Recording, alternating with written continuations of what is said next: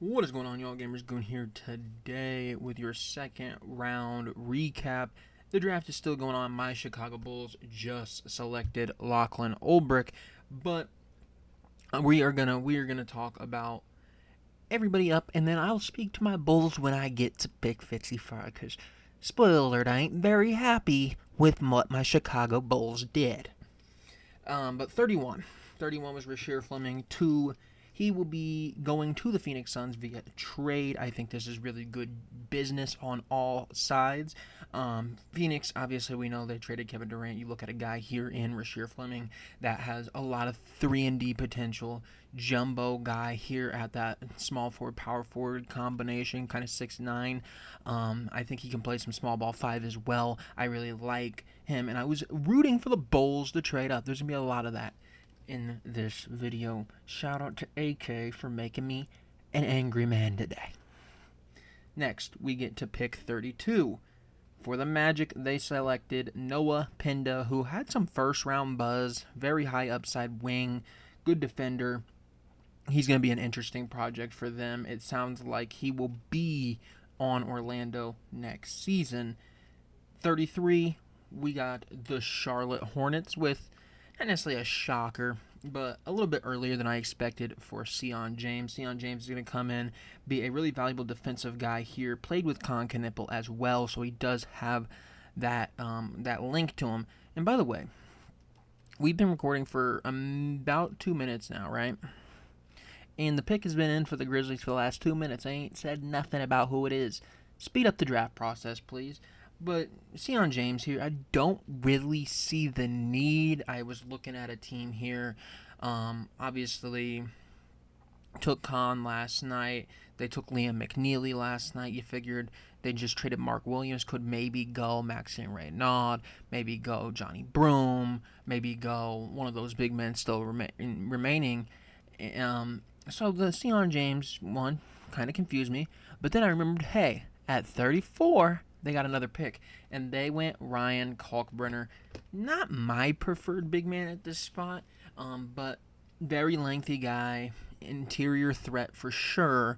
Really came a long way. He's been able to step out and shoot the ball at a better rate. I don't necessarily think that's going to be his calling card, but that is part of his game now that you got to see last year out of Kalkbrenner. But this is a guy here, super long, lengthy. He's going to be a guy that should be able to come in and play right away. He's an older prospect. He's a guy that obviously is going to still need to put on some weight, but a guy that I think is going to be a fun project that actually has a pretty solid floor here in Ryan Kalkbrenner. So, Hornets, congratulations. I think you did make a really good pick. The Sion James one kind of threw me for a loop, but then you did get your big man there in Ryan Kalkbrenner. The Grizzlies are their pick is still in. It's still in. We'll see if this draft even ends by the time I get to it. The 35th pick, and this was a home run pick for me. You got the National Player of the Year runner-up, Johnny Broome, joining Joel Embiid, Paul George, Tyrese Maxey, VJ Edgecombe. They got a guy ready to compete right away. This is a team that is looking at an East that is really weakened right now. The Knicks don't have a coach. You look at the Pacers and you look at the Bucks with the Dame injury. You look at the Celtics with the Tatum injury. You look at obviously the Pacers with Tyrese. There is spots starting to open up here in the East to, hey, if you really want to make a run this year, this is your year to do it. You have the talent. You have VJ Edgecombe, you have Johnny Broome, two guys that are ready to impact the game right away. You don't have to worry about big-time free agents. You got your guys via the draft, and I think right now it's a good thing here for the 76ers, and I think Johnny Broome also being put into a great situation. He gets to go play with Embiid.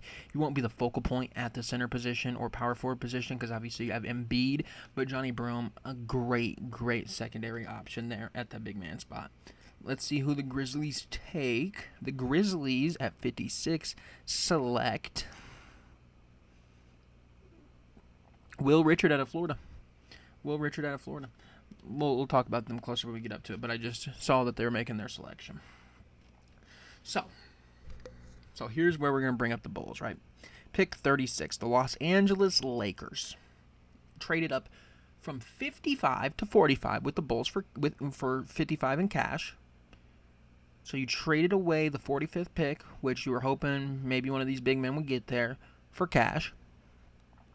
Then the Lakers traded 45 for 36 to move up to get Adou Thiero. Now, granted, I don't necessarily think the Bulls should have been targeting Adou Thiero, but Maxime Reynaud was still on the board.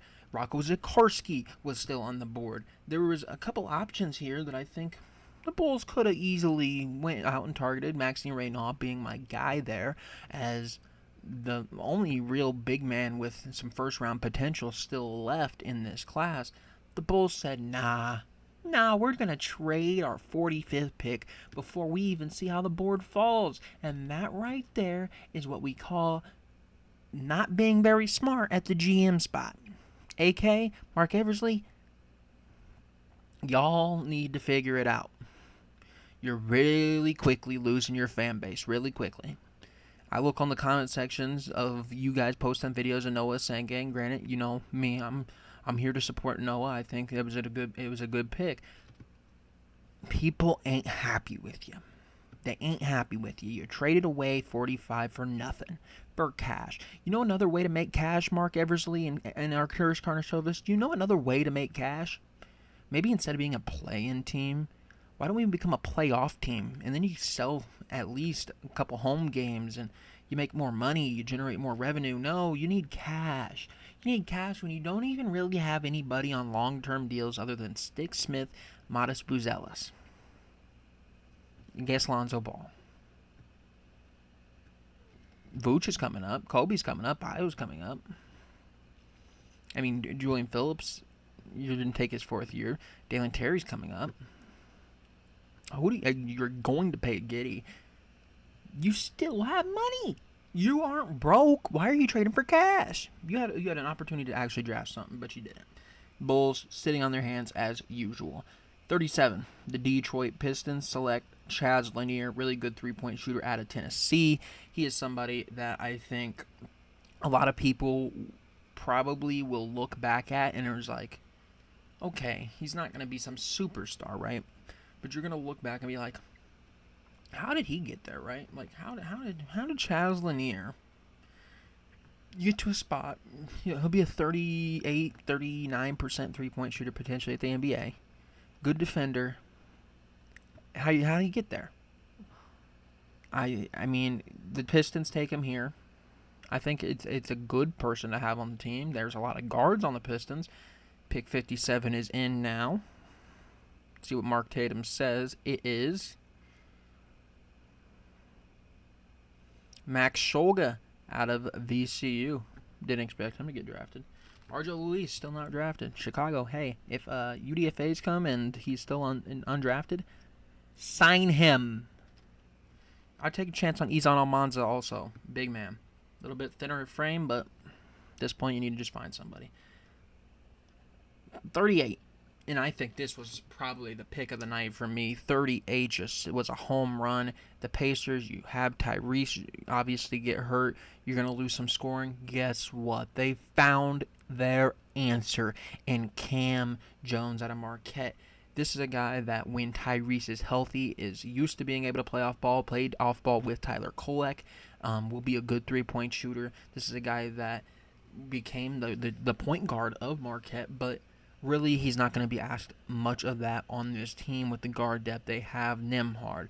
They obviously have McConnell. They have Benedict Mathurin. There's a lot of guys on this team that can have the ball in their hands. I don't know if Cam Jones this year is going to necessarily be the point guard, but a guy that if you're thinking down the line, this gives you a lot of flexibility, potentially being able to move a guy like Benedict Mathurin or move a Nembhard. Probably not Nembhard, but this gives you some flexibility at those guard positions where maybe if you want an upgrade at, I don't know, the power forward or small forward position, you can go get, well, obviously Pascal's been really good, so I don't really know where you'd find an upgrade, but this gives you flexibility to use one of those guards in a trade package, which I don't necessarily think they're going to do, but this gives you some flexibility and a scoring threat immediately next season. 39, another one, a little bit early for me, but I think it's a really good player, a winning player. Elijah Martin. This is a tough dude. He played at FAU, helped them into that Final Four. Then he went to Florida and won a national championship. This dude is proven to be a winner. A team like the Raptors really needs defense. Really needs just those leaders on their team. I think Elijah Martin brings all those things for you. This is a guy that's extremely experienced, good, solid defender. He's going to be a super good locker room guy, and a guy that I think could really help turn things around here in Toronto. Pick 40 belonged to the Pelicans. They traded up for it, I believe. I don't know. They acquired the pick somehow. There was a lot of picks moving. Ultimately, the Pelicans have drafted Micah Peavy, super good defensive player, shoots the three ball pretty well out of Georgetown. Another guy, a little bit early, but once again, here in the second round, you don't really know where the true value lies. This is a guy here that is extremely good defensively. He's a little bit bigger bodied. He's going to be a guy that I think could probably find a good role here on this Pelicans team. Next, we got the 41st pick. The Suns traded up for this one. Suns, I'll give you your props where props is due. You took Rasheer Fleming. You took Kamal Malawach, two guys I really wanted the Bulls to get. Guess what? You got them. Then you take Kobe Bray, another guy that I was like, well, that would have been nice at 45, but the Bulls traded away, so they wouldn't have ever got Kobe Bray to begin with. But Kobe Bray, a really good three-point shooter. Right now, I don't see Kobe Bray as much other than a spot-up shooter, but I think he's a guy that will be extremely good at that spot-up shooting. So we'll see if it works out for them. But I think one of the best pure shooters in the draft in Kobe Bray. So the Sacramento Kings, funny enough, this is our pick that we gave the Kings. I don't know how we gave it to them. It could have been the DeMar trade, could have been Zach trade. I don't know. Maybe, I don't know. They took Maxime Reynaud with our pick. When this happened, Maxime Reynaud went off the board, and I was just like, okay, I guess maybe Bulls hope and pray that Jameer Watkins or Rocco Zikarsky get to them. Spoiler alert, they didn't. Matter of fact, well, I need to talk about the Kings a little bit more, don't I? Maxime Reynaud is going to be a really good big man. He's going to be a really good big man. He is an offensive threat. He can extend the floor, shoot the three ball. Worked out with Wemby a lot is what they've been saying. He's a guy that I really liked and thought would be really good on the Bulls. A decent shot blocker. It's not really his calling card defensively. But you look at a team here in the Kings, obviously, with some of the guys they have had success with Sabonis and some of those other big men that they've had come through there. I think he fits a good mold there. Then the Wizards at 43. Talk about Jameer Watkins. Guess what? Now I get my sadness. I was like, he would make it there to 45. Guess what? He didn't make it there to 45. Cleveland has selected Saliao Nang out of Senegal. I don't know anything about this prospect, so when we get there, I apologize for not knowing anything about him. But Jameer Watkins, super high-level athlete. He's a guy that is all over defensively. Very good, very, very good athlete going to the rim. Shooting, I think we'll get there. But a guy here that I would really have liked the Bulls to have selected. The Oklahoma City Thunder, another guy that I didn't even really have pegged in to be a draftee. Brooks Barnhizer out of Northwestern. He is a high IQ defensive guy, can shoot the ball at a decent level. I don't really know too much about this guy, but for the most part, they seem to think that this kid could be something worth taking. Obviously, the Thunder probably going to stash this guy in the G League for a little bit, but for the most part here, an interesting pick. And then I told you I was hoping for Jameer Watkins and Rocco. Guess what? With the pick we traded, 45, Rocco Zikarsky goes to the Minnesota Timberwolves. Why do they get him? Why do they need him? They just yesterday drafted Jean Beringer. They said, you know what, we're not confident Beringer's going to pan out, so we're going to go get another upside guy here in Rocco Zikarsky, and he's pure upside. This guy is a project of all projects. He is just extremely, extremely tall. He'll be a good shot blocker at the next level, you'd imagine. He's going to probably need to put some weight on. He's going to be a project, though. Probably a guy that spent some time in the G League. And then another guy, I was like, well, maybe the Bulls could maybe hope for Amari Williams. Guess what? At 46, the Boston Celtics select Amari Williams. We just couldn't catch a break. He's a playmaking big man here. Good shot blocker. A guy that I think would have been a good fit. I don't think it's these insanely high upside guys that you had chances at with Reynaud and Fleming and Kalkbrenner that you could have had earlier. But it would have been like, you know what? At least you got somebody that's 7 foot, can do a good job there. 47 was the Bucks. They took Bogolub Markovic out of Serbia, and right before they picked, it was told that Giannis is paying close attention.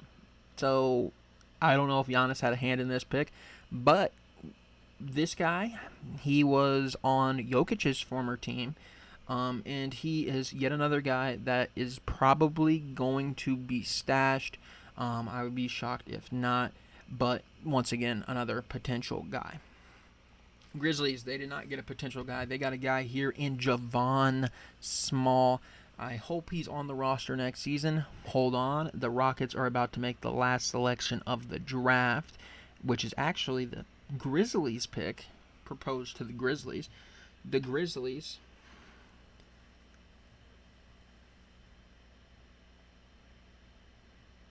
I think he's saying goodbye and all that. We'll see what Mark Tatum says here for the Grizzlies. We'll see what he says here for the Grizzlies. It is going to be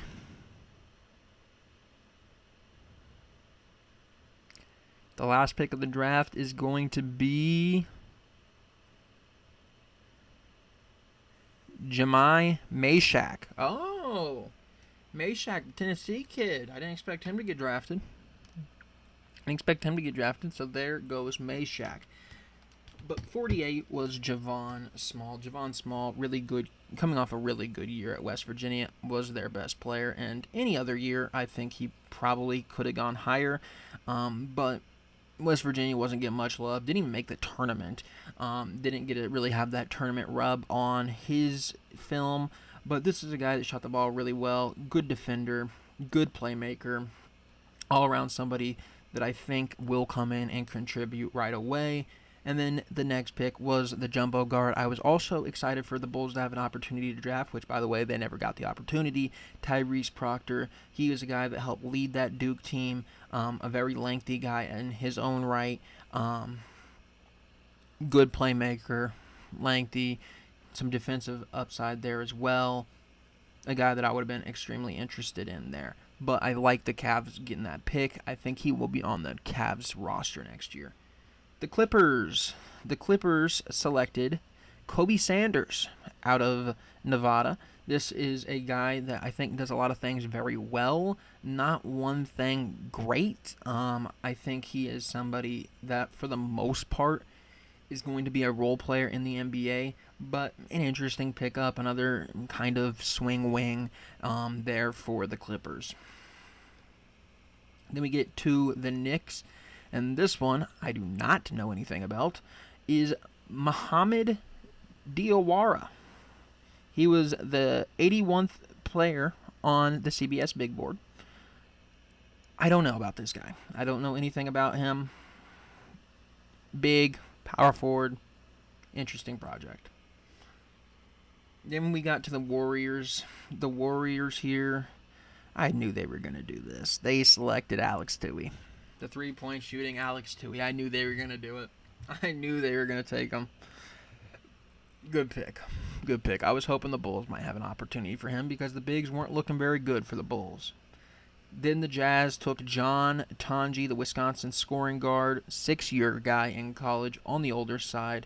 I think people learned their lesson from the Johnny Davis scoring guard hype and putting him super high up into the first round.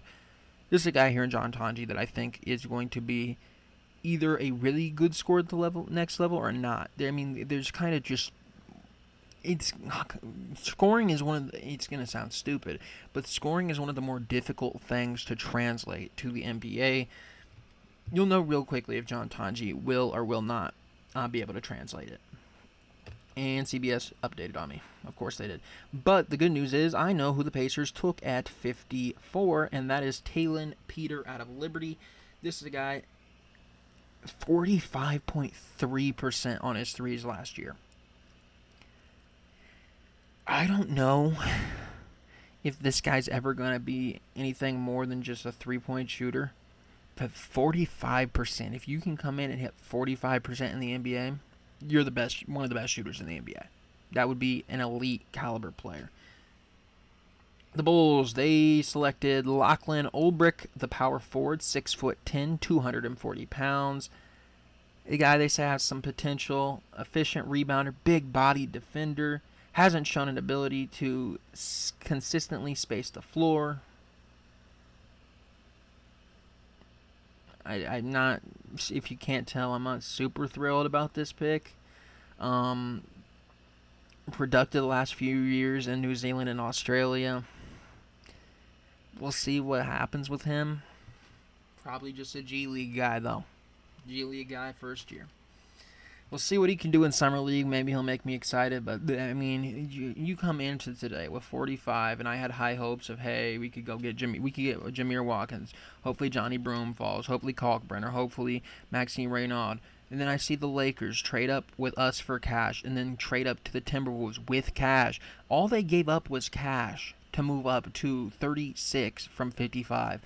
The Bulls had a chance to possibly do something similar at 45, move up with cash, and maybe get a Kalkbrenner, maybe get a Reynaud, maybe get one of these centers that had a lot of first-round buzz. That's my problem with this team at the moment.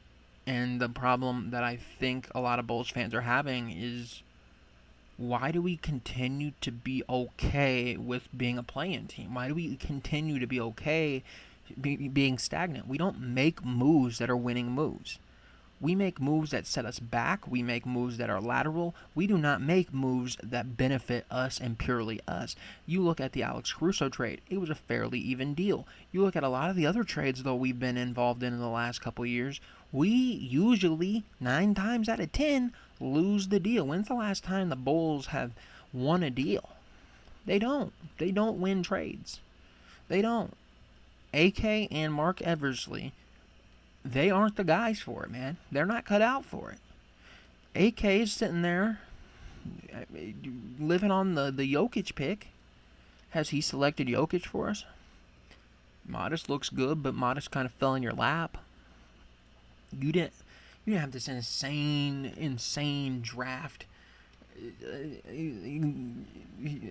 kind of evaluation on Modest. He fell to you. He was a guy that was supposed to be number 1 at one point, and he fell. Prove to me that you know what you're doing. I hope this Lachlan Olbrich kid is great. I really do, because the Bulls need somebody. They need a shot of adrenaline, a shot of life into the system.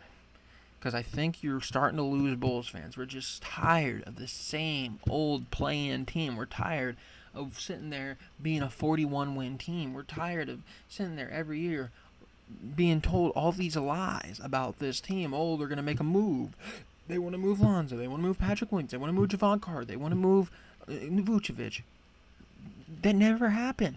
For how long do we hear that you wanted to trade Zach LaVine? You never did.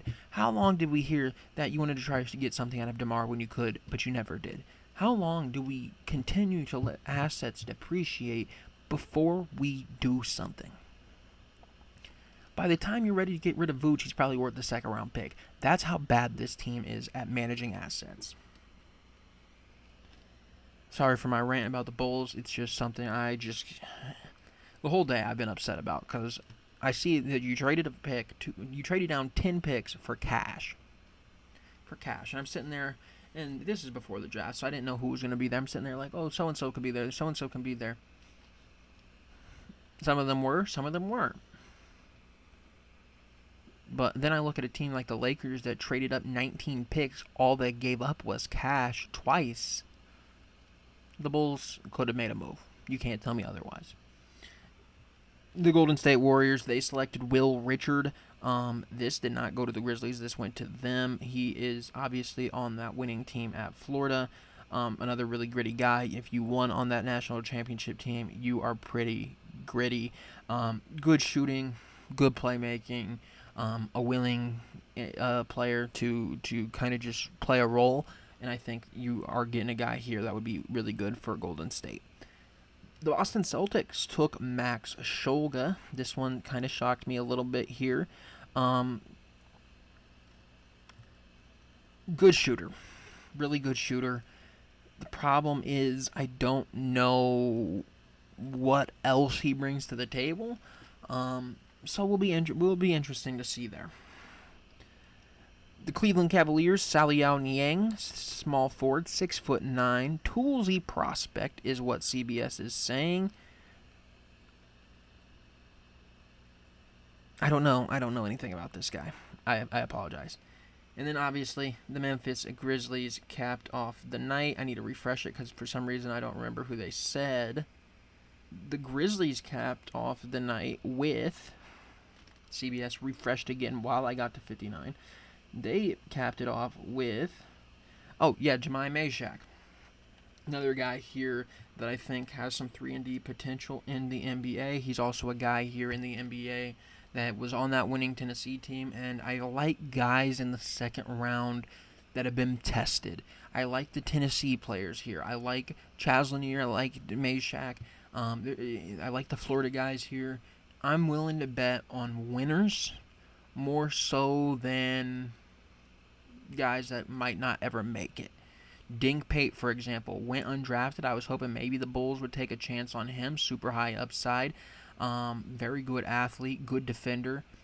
Needs to develop kind of his shooting to kind of bring his offensive game around. Didn't get drafted. Did not get drafted.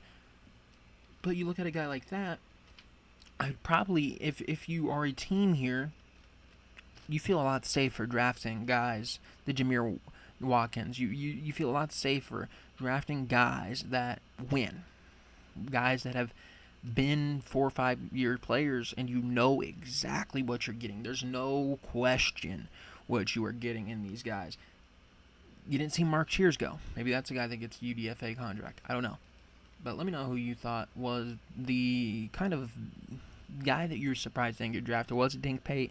Was it somebody else? Let me know. Thank you for watching. I'll see you next time.